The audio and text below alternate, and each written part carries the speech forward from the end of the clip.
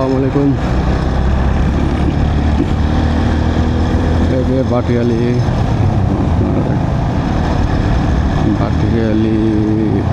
Cafe 20 এরিয়ায় হয়তো এর আগেও বেশ কয়েকবার আমি এখানে ভিডিও করেছি, বেশ কয়েকবার আসা হয়েছে আমার।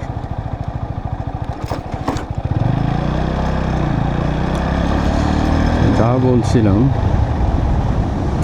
এখানে তারা থাকে আর কি, হ্যাঁ, এদের অক্সিজেনের ঘাটতি হয় না বললে চলে, যেহেতু এই জায়গাতে আপনার প্রচণ্ড গাছগাছালি বিক্ষোভ আছে।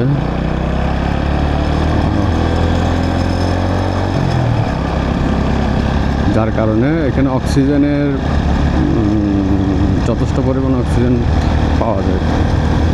এখানে অবশ্যই সাধারণ লোক আসলেও আপনার এই জায়গাতে একটা মানে নিজেকে কমফর্ট ফিল করে এবং মনটা একদম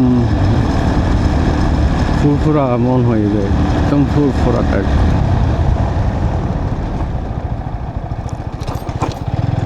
যারা অবশ্যই শহরে জ্যামজেটের মধ্যে থাকে তাদের জন্য হয়তো বা এটা জায়গাটা অবশ্যই খুব অসাধারণ একটা জায়গা, এদের জন্য একদম বেস্ট এরিয়া।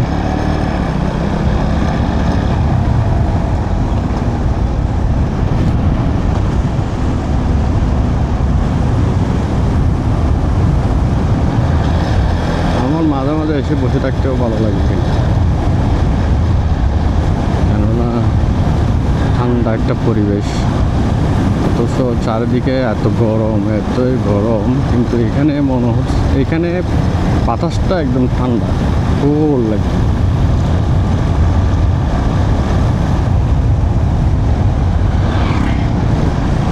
তো সেই তুলনায় এখানে অবশ্যই সাধারণ মানুষ থেকে ভালো লাগে, সত্যি কথা।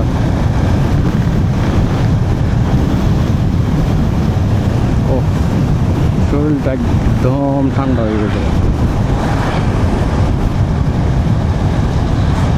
বাইরে এতই গরম, মানে বলার বাইরে গরম। একটু আগে আমি সিটিতে ছিলাম, সিটি থেকে ড্রাইভ করে আসছি, এতই গরম বলার বাইরে।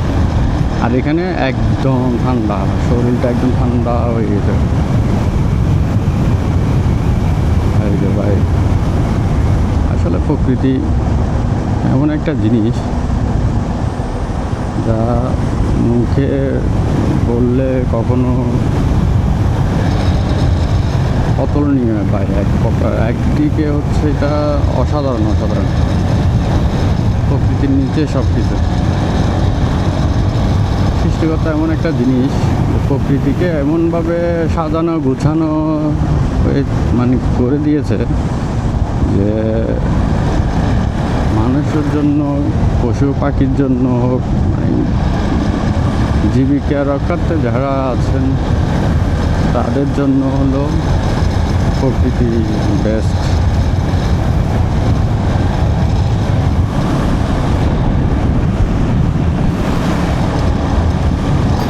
অসম্পূর্ণ কিছু নেই।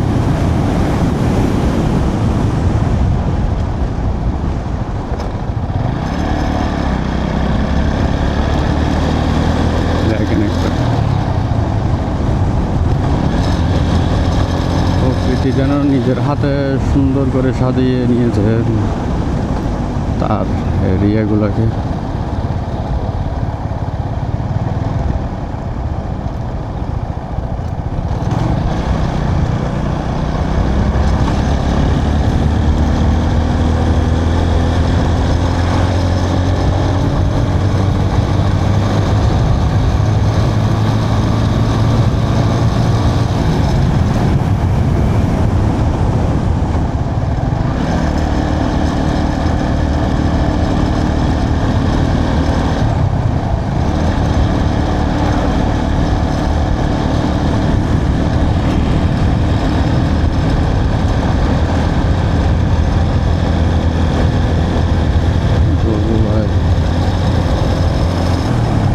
এত ভালো লাগতেছে ড্রাইভ করে, নিজেকে স্বস্তি স্বস্তি মনে হচ্ছে।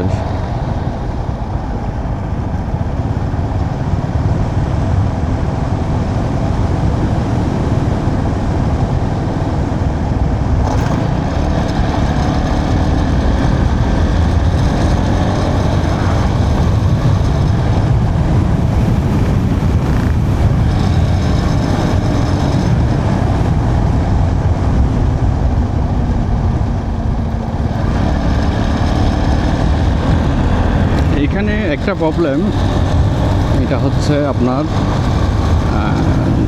জনবসতি তো নাই বললে চলে, তার মধ্যে আবার আপনার মেডিকেল ইস্যু, তারপরে স্কুল কলেজ, হ্যাঁ বাজার, এগুলো মানে মোটামুটি অনেক দূর।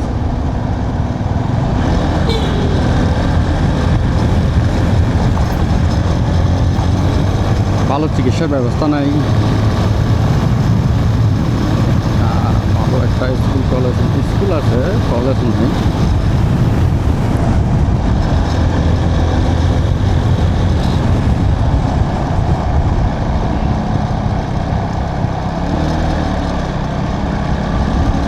এগুলো যখন একসময় আপনার পাহাড়িদের হাতে ছিল তখন জায়গাটা অসাধারণ ছিল, কিন্তু এখন বাঙালিরা, আমি একজন বাঙালি, তারপরও বাঙালি যেখানে যায় এখানে পরিবেশটা নষ্ট করে গেল, কিন্তু উপজাতিরা ওই জিনিসটা করে না।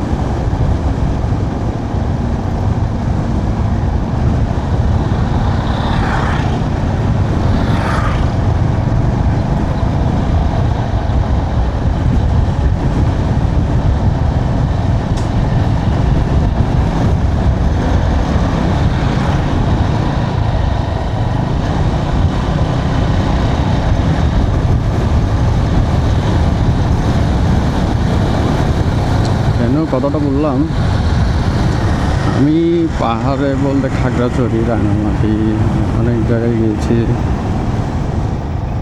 বেশ উপজাতির বাড়িতেও গিয়েছি, ওদের সাথে মেলামেশা করছি, ইভেন্ট ওদের বাড়িতে খাওয়া দাওয়া করছি, মানে ভালোইভাবে এদের সাথে মেশা হয়ে গেছে আমার। মানে ওই অভিজ্ঞতা থেকে শেয়ার করলাম। উপজাতিরা আপনার অনেক কিছু বা ইয়া করে, মেনটেন করে, কিন্তু হয়তো বা এরা গরিব হইতে পারে, এদের কাছে কিছু না থাকতে পারে, কিন্তু এদের যে একটা বাক স্বাধীনতা আছে এটা কিন্তু ভাই আমাদের মধ্যে নেই।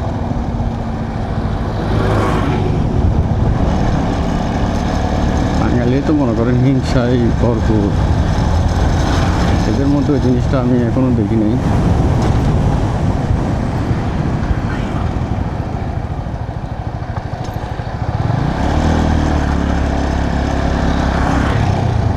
আর যেখানে যায় এখানে ময়লা কাদা সব কিছু করে রাখে, আর ফরমালিন জাতীয় তো আছেই, সব কিছুতে ফরমালিন হিসাবে মিশাবে, কিন্তু এটা থাকমারা কিন্তু এই জিনিসটা এখনও বুঝে না। বুঝলে হয়তো বা এরা করার চেষ্টাও করে না, কেননা এরা চিন্তা করে যে না এরা তো এগুলো করবে, বিষাক্ত কেমিক্যাল মিশাবে, বিষ মিশাবে, হ্যান ত্যান, কিন্তু দিন শেষে তো এদের থেকেও খেতে হয় এগুলা।